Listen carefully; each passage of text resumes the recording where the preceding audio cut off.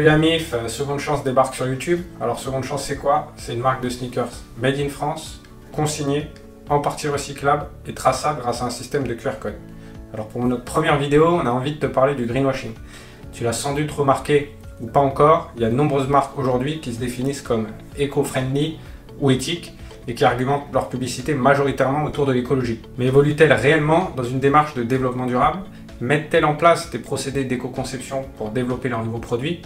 C'est vraiment la question qu'on a décidé de se poser et qu'on va aborder aujourd'hui. Moi je pense que la question est vite répondue. Du coup, c'est quoi le greenwashing? Attends, je vais commencer à te lire la définition de l'ADEME. Je pense qu'honnêtement tu t'en fous et tu vas voir. C'est tout simple. C'est un procédé marketing qui sert à rendre un produit qui est très impactant vert. Ouais, c'est nul. C'est pas bien. C'est un peu comme si tu avais du pétrole et qu'au final tu lui mettais une teinture verte pour faire croire que c'était écolo. Mais du coup, est-ce que c'est interdit? Et il faut savoir que depuis le 22 août dernier, avec la loi Climat et Résilience, le greenwashing est considéré comme une pratique commerciale trompeuse. À partir de cette loi, il y a des sanctions qui seront prises contre les entreprises qui essayent de tromper les consommateurs. Et la véritable question, c'est est-ce que cette loi sera respectée et comment reconnaître le greenwashing? Bonne question, merci d'avoir posé. Maintenant que tu sais ce qu'est le greenwashing, on va te donner les clés pour que tu puisses le reconnaître. Après cette vidéo, tu seras vraiment un as et tu pourras débunker toutes les marques et mettre leur stratégie au tapis.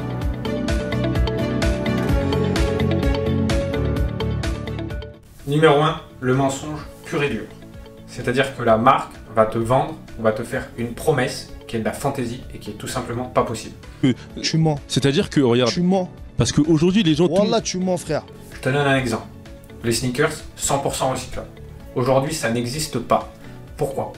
La liste est extrêmement longue, mais rien que le fait d'assembler plusieurs matériaux différents, d'utiliser des matériaux composites et d'utiliser de la colle, du coup, ça fait que le produit est inrecyclable. Problématique, il te suffit. Prendre ton portable ou de prendre ton ordi et de surfer sur le web, tape sneakers 100% recyclables et t'en trouveras une flopée. Numéro 2, le manque de clarté. Tu as envie de t'acheter des nouvelles sapes, tu pars en ville, tu t'achètes un t-shirt, tu as envie de changer ta consommation, tu dis oh c'est cool, t-shirt recyclé, t-shirt éco-responsable, tu l'achètes, tu arrives chez toi, tu l'essayes. Au moment où tu veux couper la fameuse étiquette qui te gêne, tu regardes la composition. Finalement il n'y avait que 20% de recyclé, le reste c'était du non recyclé. Et du coup il y a eu un manque de clarté et tu t'es fait avoir. Troisième point, l'absence d'information. Tu as envie d'acheter un nouveau produit. Par exemple, il y a ta marque préférée qui vient de sortir un nouveau jean. Tu dis oh trop cool, nouveau jean éco-responsable, c'est ce qu'ils te vendent. Tu te dis oh bah cool, ils utilisent quelle matière? Tu vas regarder, aucune info. Il est fabriqué où? Tu regardes, aucune info. Donc du coup c'est ça. Il y a vraiment en fait une absence d'information qui ne te permet pas d'aller vérifier les dires de la marque. Du coup c'est soit tu lui fais confiance, soit tu n'achètes pas le produit. Et oui. Numéro 4, un visuel qui veut trop en dire. Il y a une marque, elle sort une nouvelle publicité, elle vend des jeans. Sur une publicité de 30 secondes, tu vas voir seulement 2 ou 3 secondes les jeans. Par contre, tu vas voir des beaux paysages, tu vas voir plein d'indicateurs ou d'événements ou de marqueurs qui vont caractériser le produit comme un produit justement engagé et éthique. Alors qu'au final, ils ont essayé de jouer sur les biais cognitifs pour te faire croire que le produit justement était en adéquation avec tout ce qu'ils essayaient de te vendre, alors que du coup, si tu achètes le produit et que tu vas justement au fond des choses, tu verras que pas du tout, et qu'au final, ils ont réussi à te tromper. Je t'ai eu, connard! Numéro 5, des labels qui n'existent pas. Celui-là, vraiment, c'est le meilleur. Tu as décidé d'acheter un produit, tu dis, oh, il est super cool, il est beau. Ah, et en plus, il a un label, et tu vois un petit label, label éco-responsable, label éthique, tu dis, oh, c'est top. La vraie question, c'est est-ce que ce label existe? Est-ce qu'il a été reconnu par un organisme indépendant? Non. C'est tout simplement la marque qui a créé son propre label pour te faire croire que le produit était vraiment éco-responsable. 6. Le hors-sujet. Ça, du coup, c'est quand une marque en fait, met en avant un fait ou une démarche qu'elle a pu avoir qui est plus responsable, on pourrait dire qu'écologique, qui n'a rien à voir avec le produit qu'elle essaye de te vendre. Ah! 2 exemples. On l'a tous connu. Achète mon produit, je plante des arbres. Deuxième exemple, je suis une marque éco-responsable parce qu'il y a 4 ans, elle a sorti un produit à base de matière recyclée. Le rapport, quel est le rapport? 7. Des preuves absentes, voire inexistantes. Clairement, c'est comme une marque essaye de te mytho de A à Z. Elle te dit que son produit est fabriqué en France, alors qu'il ne l'est pas. Ah bah c'est tout simplement une hallucination collective. Qu'elle n'a aucun argument et qu'elle t'amène aucune preuve. Ou par exemple, l'exemple que je préfère, une marque de sneakers qui va te dire bah, mon produit est 4 fois moins impactant que la moyenne du marché. La moyenne du marché, c'est quoi? Quel est le produit type? Et la vraie question, c'est par qui et comment ont été réalisées ces analyses?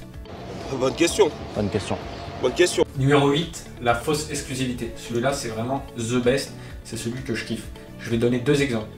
Vous voulez des exemples? Oui, s'il te plaît, des exemples. Allez, d'accord. Premier exemple, dans la mode, c'est une marque qui te vend et qui met justement dans sa fiche produit que son produit est, souvent ils disent parfois, labellisé ou certifié REACH.